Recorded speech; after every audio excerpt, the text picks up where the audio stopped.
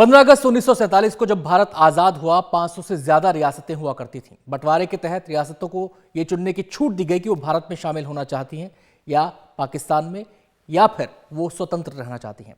ज्यादातर रियासतें भारत में विलय के लिए तैयार हो गई, परेशानी नहीं हुई। लेकिन कुछ रियासतें ऐसी थी जिनके एकीकरण की प्रक्रिया बेहद जटिल रही। उनमें से एक थी मैसूर की रियासत। आज हम मैसूर की रियासत के भारत में विलय की कहानी आपको विस्तार से बताएंगे। लेकिन उससे पहले हम आपको विस्तार से कहानी बताएं, उससे पहले थोड़ी सी पृष्ठभूमि को भी समझना जरूरी है, ताकि आप ये समझ सकें कि प्रक्रिया कितनी जटिल थी। तो आज़ादी के समय भारत की रियासतों की पृष्ठभूमि क्या थी, उससे जुड़ी कुछ बातें आपको बताते हैं। आज़ादी के समय भारत में कुल 565 रियासतें थीं। भारतीय स्वतंत्रता अधिनियम के तहत रियासतों के पास 3 विकल्प थे: भारत में शामिल होना, पाकिस्तान में विलय या स्वतंत्र अस्तित्व। रियासतों को एकीकृत करने का जिम्मा सरदार वल्लभ भाई पटेल को दिया गया। भारत में सबसे पहले जिन रियासतों ने विलय का वो किया, कदम बढ़ाए, उनमें ग्वालियर, बीकानेर, पटियाला और बड़ौदा का विलय हुआ। इसके बाद अब हम बात करते हैं मैसूर रियासत की और उसका एक संक्षिप्त परिचय, यानी कि उसकी ब्रीफ हिस्ट्री आपको बताते हैं। वाडियार वंश ने मैसूर राज्य की स्थापना की। वाडियार वंश के अलावा हैदर अली और टीपू सुल्तान ने भी यहां पर राज किया। 1761 से 1782 तक हैदर अली ने मैसूर पर शासन किया। 1782 से 1799 तक मैसूर पर टीपू सुल्तान का राज रहा। टीपू सुल्तान की मृत्यु के बाद अंग्रेजों ने वाडियार राजा को ही फिर से तख्त सौंप दिया। अंग्रेजों ने मैसूर के राजा से सहायक संधि कर ली। अब यह सहायक संधि क्या थी, इसे भी जरा समझिए। संधि के तहत अंग्रेज संधि करने वाले राजा को सैन्य सुरक्षा देते थे। बदले में राजा को ब्रिटिश सेना को भुगतान करना होता था। जब भारत को आजादी मिली तब मैसूर रियासत पर वाडियार वंश का ही राज हुआ करता था। भारत की आजादी के समय मैसूर के शासक जय चामराजा वाडियार थे।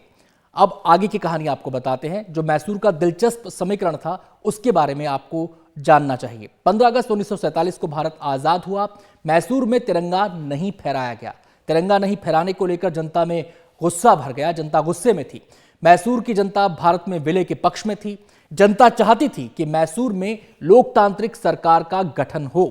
खास बात यह है कि जनता को महाराजा जय चामराजा से कोई शिकायत नहीं थी। जनता को शिकायत थी महाराजा के दीवान आरकोट रामास्वामी मुदलियार से।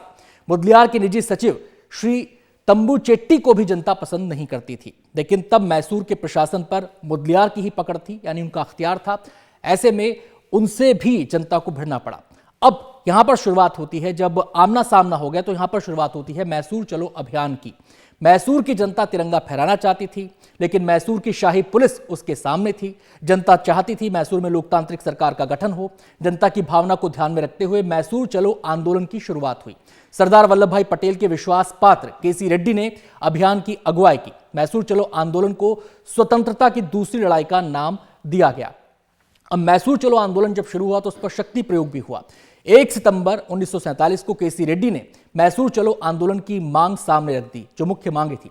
बेंगलौर के सुभाष नगर में रेड्डी ने सत्याग्रह की घोषणा कर दी। इस सभा में 40,000 से ज्यादा लोग शामिल हुए। सभा में तिरंगा फहराया गया। रेड्डी ने 2 टूक ऐलान कर दिया कि लोकतांत्रिक सरकार के गठन तक आंदोलन चलेगा। शहरों में, दूर दराज गांवों में विरोध प्रदर्शन होने लगे। लोग जगह जगह तिरंगा लहराने लगे। आंदोलित जनसमूह मैसूर की तरफ बढ़ने लगा। आंदोलनकारियों को रोकने के लिए बल प्रयोग किया गया। आंदोलनकारियों पर फायरिंग तक हुई। फायरिंग की अलग अलग घटनाओं में 2 लोगों की मौत हो गई। 4 सितंबर को केसी रेड्डी और अन्य कांग्रेस नेताओं को गिरफ्तार कर लिया गया। जब पुलिस और मजदूर भी खिलाफ हो गए, आंदोलन में एक वो समय भी आया जब पुलिस और मजदूर भी खिलाफ हो गए। आंदोलन पर काबू पाने के लिए जगह जगह कर्फ्यू लगाए गए। लोगों को हिरासत में लिया गया। इस बीच भारत सरकार ने मैसूर रियासत के सामने 14 सितंबर की डेडलाइन रख दी, यानी 14 सितंबर तक उन्हें विलय के लिए कहा गया। 19 सितंबर को बेंगलौर में पुलिसकर्मी हड़ताल पर चले गए और अब पुलिसकर्मी भी मैसूर चलो आंदोलन के समर्थन में आ गए। इतना ही नहीं, 25 सितंबर को एक और बड़ी घटना हुई। 25 सितंबर को मैसूर की 4 सोना खदानों के मजदूरों ने भी हड़ताल कर दी। हजारों मजदूर यहां पर काम करते थे।